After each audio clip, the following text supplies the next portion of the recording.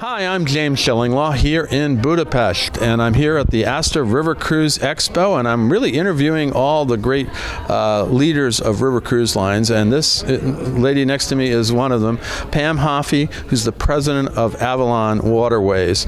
And we interviewed Pam last year, and I've been on her ships. They're great vessels. We're actually right now on Avalon Envision, and we're going to talk to Pam about this River Cruise Expo, what's going on with Avalon today, and a whole lot more on Insider Travel Report.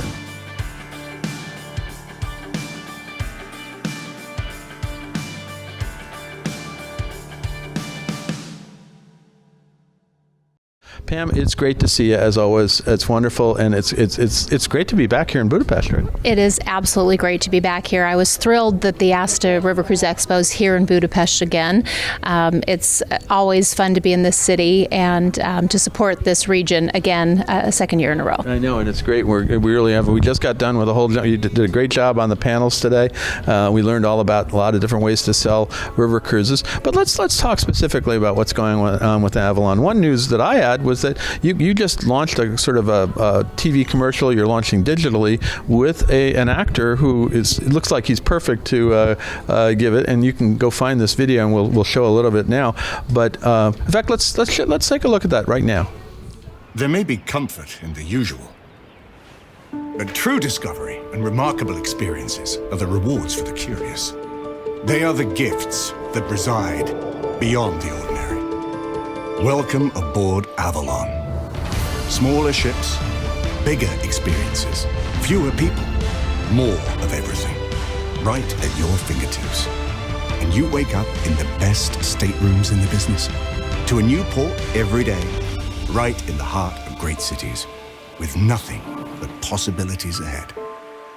Driven by out-of-the-box thinking and a relentless pursuit of better, Avalon heard the siren song to elevate cruising, and they have. So if you believe that life is worth living, not looking, memories are worth making, that better stories need better settings, and that we could all use a little different, you're ready for an Avalon cruise. Cruising elevated. Anyway, so that's amazing. I mean, this guy's a natural, and he's coming on. And what's his name again? So it's Graham McTavish, who most of you probably know from Outlander, from Men in Kilts, from The Witcher, from Creed, from Aquaman. You know, so many different things. And we were introduced to Graham through Diana Gabaldon, who is the author of the Outlander series. She's the godmother of the Avalon Tapestry 2, which is our ship on the Seine.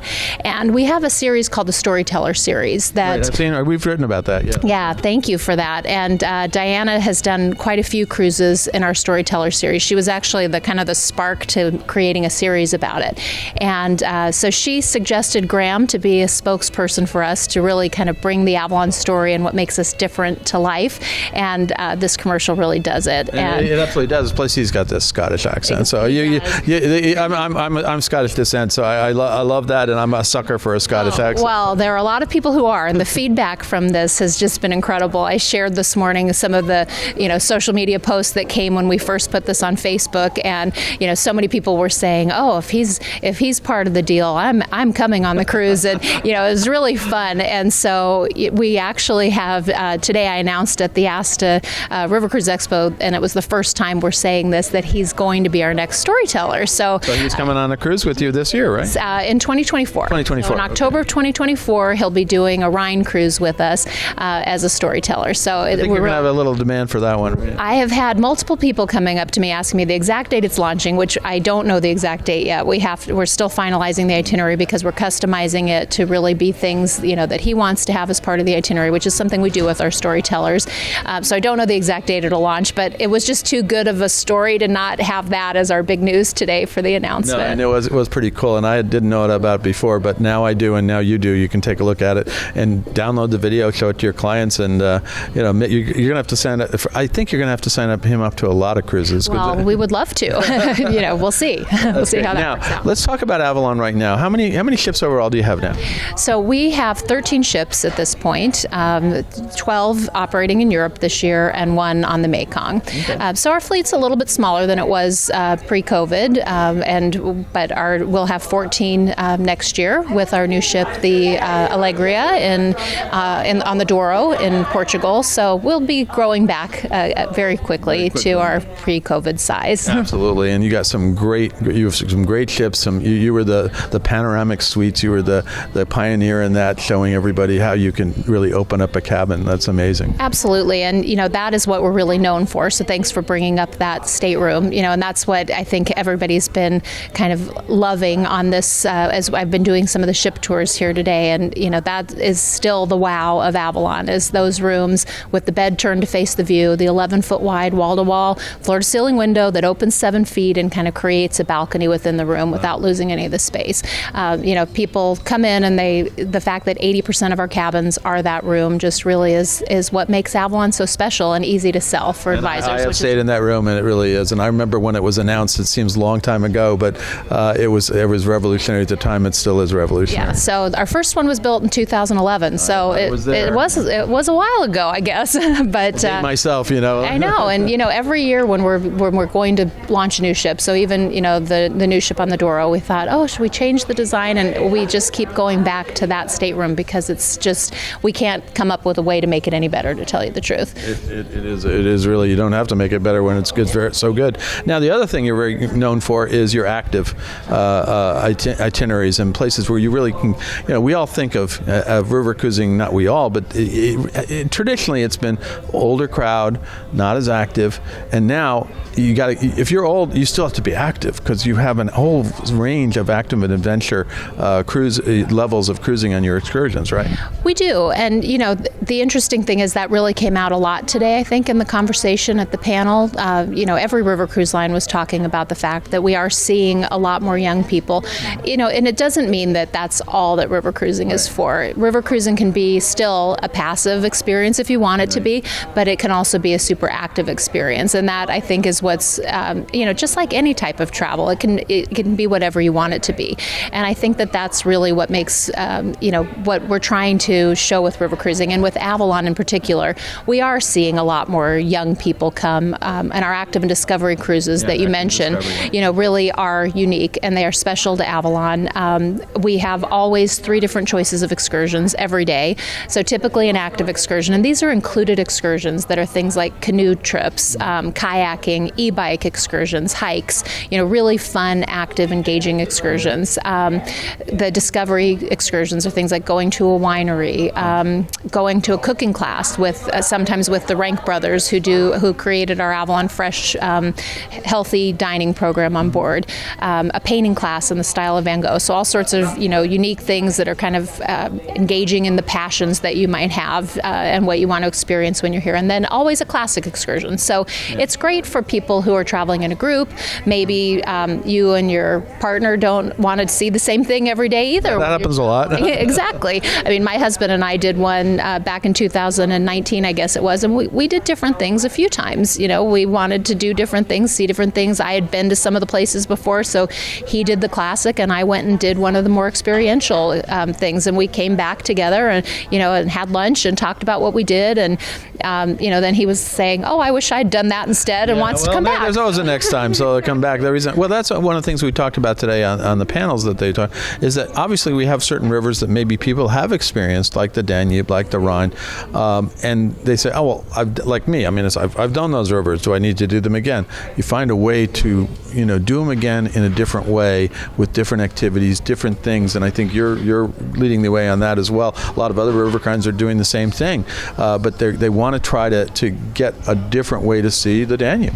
And that's exactly right about these active and discovery. And we also go to some ports that none of the other lines are doing that we don't do on our other Danube cruises. For example, Visegrad in Hungary is one that we don't go to on any of our other cruises, but we do it on active and discovery. And there's a great hike there. There's a great national park there that we're hiking through.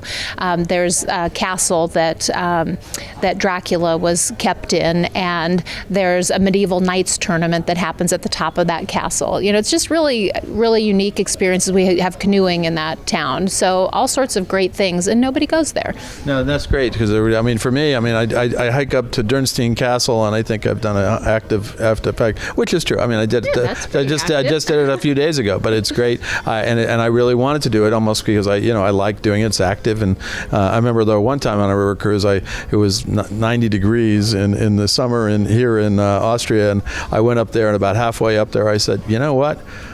The apricot and wine tasting suddenly looked better than that. Sometimes right there. That happens.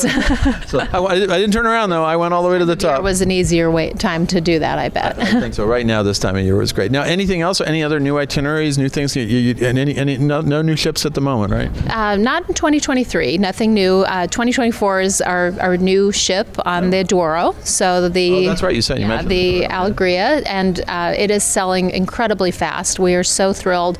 You know, our guests had really been waiting for us to bring a ship there. We're 65% sold on that ship and it launches in April of 2024. Wow. So to have that much sold already is really exciting. So we're thrilled with that.